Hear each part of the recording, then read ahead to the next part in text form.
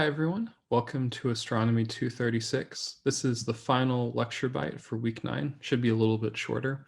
We're going to be talking about something called the planet metallicity correlation. So you all know what planets are, but what do we mean by metallicity? This is a little bit of a jargony word, but I'm going to tell you the word because I'll probably say it regardless, and also it's a good and it's a fun insight into how astronomers think about things. So recall that over the course of this semester, we've been talking about how the different elements were formed and what different processes formed them. And for a handful, hydrogen, helium, and a little bit of lithium, they were mostly formed in the Big Bang.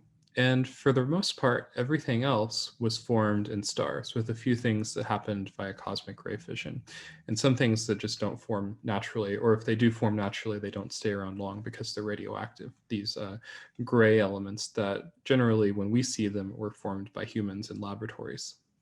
So, what do we mean by metallicity? Well, when astronomers think about elements, we usually don't think this in depth. In fact, we usually do something very simple, which is we look at the periodic table, we mark out hydrogen, we mark out helium, and we say that literally everything else is a metal.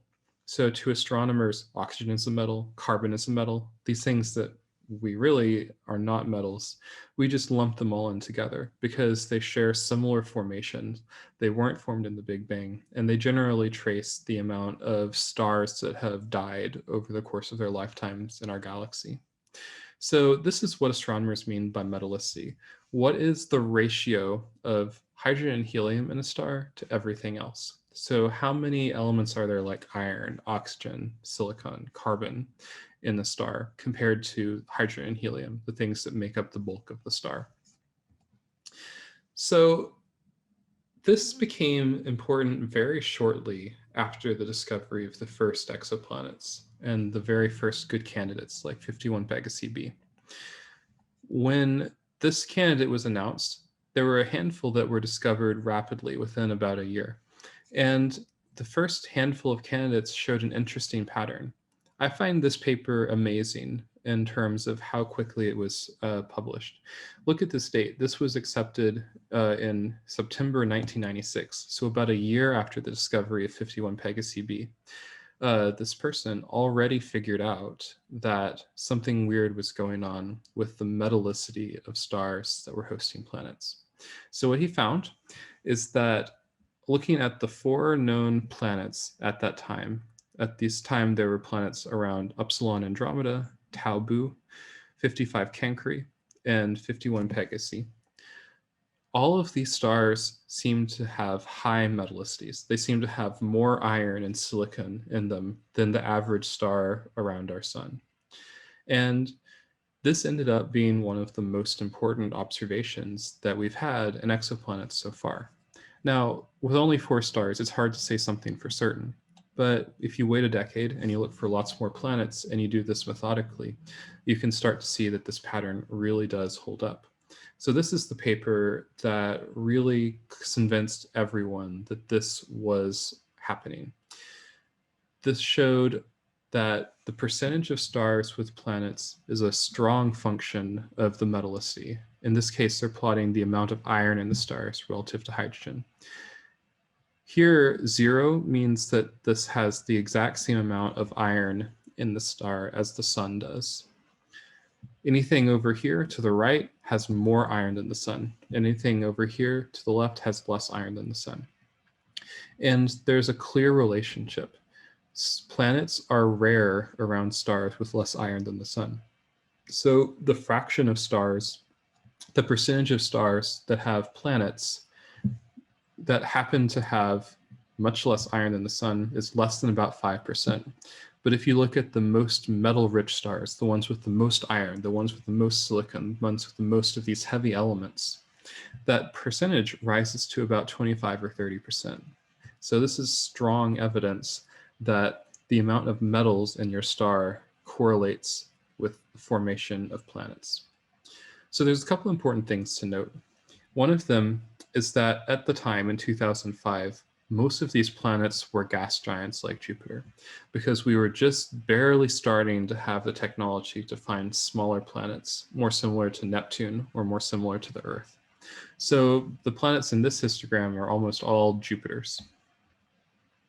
So why would that be the case? Why should planets be more common around stars with lots of metals, with lots of elements like iron and silicon? And the reason is because planets are built from metals. So if you recall back to our lecture on snow lines, we talked about how planets form by coagulating solid materials together. So solids stick together in a protoplanetary disk, while gases disperse. So if you have something in solid form, it's likely to stick together and can form the basis for your planet. And we use the example of water. Giant planets form more efficiently when you have water in solid form, because the water can help stick together the rocks and the gas as well. And you can form these cores more efficiently and you can build giant planets. Now, remember, to astronomers, water is a metal. It is hydrogen and oxygen is not hydrogen or helium, so it is a metal. So the presence of water, the amount of water available to form these planets, correlates with the metallicity. So the more metal rich your star is, the more rocks and the more water there are to build your planets. And you can quickly build up cores that can then accrete gas and become the giant planets that we observe in our surveys. If, on the other hand, this planet happens to be forming from gas that has relatively few metals, that gas will then form a star with relatively few metals. We will observe a low metallicity star. Then the disk will have few metals and few rocks and few atoms of water to come together and form big planets. So maybe you'll get a few of these little pebbles coming together, but it'll stop here and you'll never end up building something big enough to create a giant planet like the ones that were observed in that study. So there's an important implication here. Remember how metals like iron and silicon and carbon and oxygen are dispersed into our galaxy.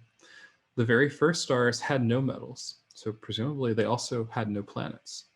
But then they went supernova and they started blasting these elements out from their inner regions where they were fusing them and seeding the surrounding gas with these atoms of iron and silicon, which eventually could be used to make planets. The longer our galaxy has been around, the more heavy elements there are, as more stars go supernova and blast out these heavy elements into the gas. So that implies that giant planets like Jupiter could be a relatively recent phenomenon. So recall that earlier in the history of our universe, there were fewer metals in the gas, so stars formed with fewer metals in them. But more metals cause more planets. So on this graph here, which shows the age of stars compared to the amount of metals and the amount of iron as a proxy here in their atmospheres, over time, as time has gone on, there's been more metals which can be used to form planets. So could these stars that formed 10 to 12 billion years ago have formed giant planets? So here's the graph from the planet metallicity correlation paper by Deborah Fisher et al.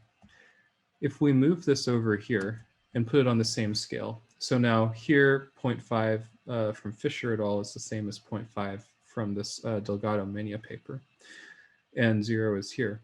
We can see that planets tend to form around the very most metal-rich stars in the history of our galaxy. Down here, back 10, 12 billion years ago, there were so few metals around these stars that the fraction of planets, the stars with planets, would have been very low, less than about 5%.